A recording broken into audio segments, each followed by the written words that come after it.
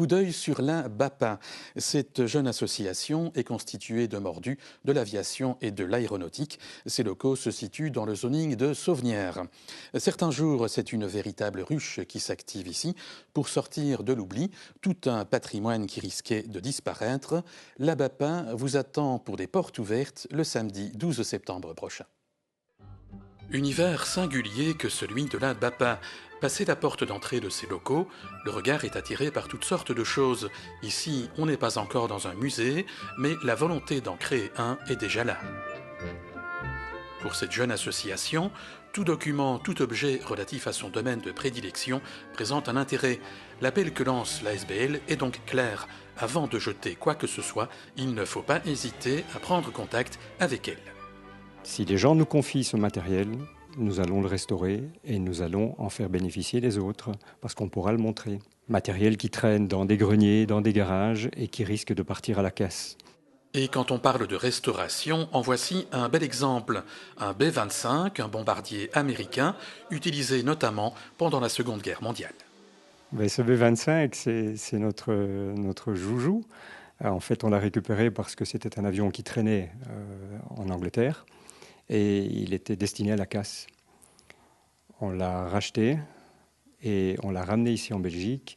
Et cet avion, évidemment, on va essayer de le faire revivre. Et même s'il ne sera plus autorisé à voler, ce B-25 est une pièce unique, car outre son passé militaire, cet exemplaire a aussi connu ses heures de gloire au cinéma.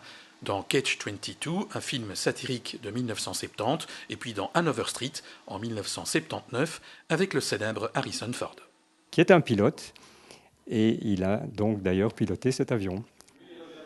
Durant la Deuxième Guerre mondiale, la durée de vie de ce genre d'appareil était limitée, idem pour les équipages. Ainsi, 33 500 aviateurs américains ne reviendront jamais à leur base. Récupéré en 2006, cet avion était dans un piteux état, on l'avait pillé et vandalisé. Affairé autour du cockpit, on retrouve un des bénévoles de la BAPA. J'estime le travail rien que pour l'avant du fuselage qui est là, 5 ans. Et puis alors le reste de l'avion, j'espère le voir terminer encore de mon vivant. La tôle du B-25 est très mince car les bombardiers de l'époque devaient être légers. L'objectif de la restauration, c'est de laisser apparentes les traces qui prouvent que l'appareil a vécu. Les déformations de la tôle, par exemple, qui sont dues aux turbulences, mais pas que cela. Cet avion a été construit par des volontaires féminines pendant la guerre. Et bon, elles n'étaient pas professionnelles en la matière. Il y a certains rivets qui sont légèrement déformés, ce qui serait inacceptable à la Sonaca ou à la Sapca en construction aéronautique. Mais ici, bon, ça passait.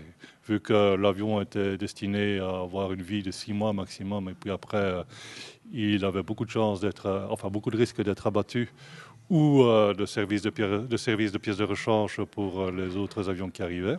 À la BAPA, Thierry Langlois est dans son élément. Ses compétences, il les met au service de l'association. Je suis prépensionné de la Sabena Technics, où j'ai exercé la fonction de technicien en maintenance aéronautique pendant 25 ans. Et alors je suis aussi formateur bénévole au Wallonie Aero Training Network, qui forme des techniciens en maintenance aéronautique, dont un de mes étudiants était ici.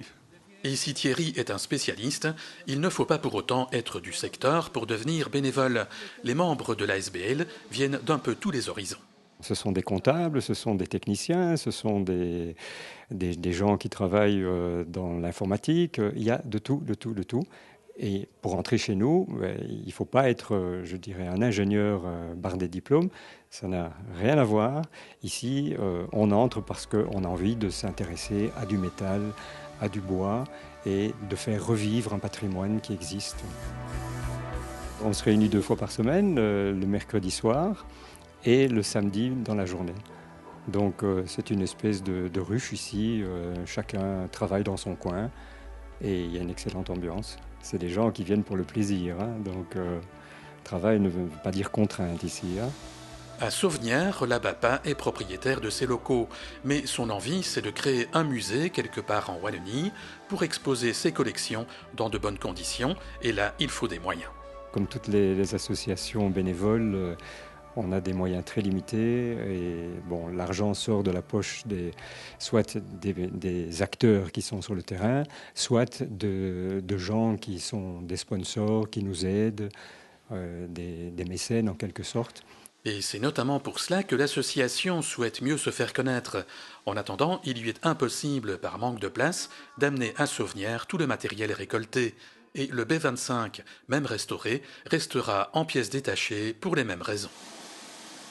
Lors de la journée porte ouverte du 12 septembre, Thierry Langlois sera présent. Il adore parler de son hobby. Oui, beaucoup. J'aime bien transmettre. Les portes ouvertes à Sauvenières, ce sera peut-être aussi l'occasion pour des jeunes d'approcher les techniques utilisées par les restaurateurs et pourquoi pas de trouver leur voie dans la vie active. On peut servir ici de tremplin pour intéresser les jeunes à découvrir des choses qu'ils connaissent relativement moins ou pas du tout.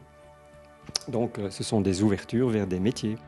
Rendez-vous le 12 septembre, la BAPA est installée au 75 de la chaussée de Tirlemont, dans la zone d'activité économique de Sauvenières.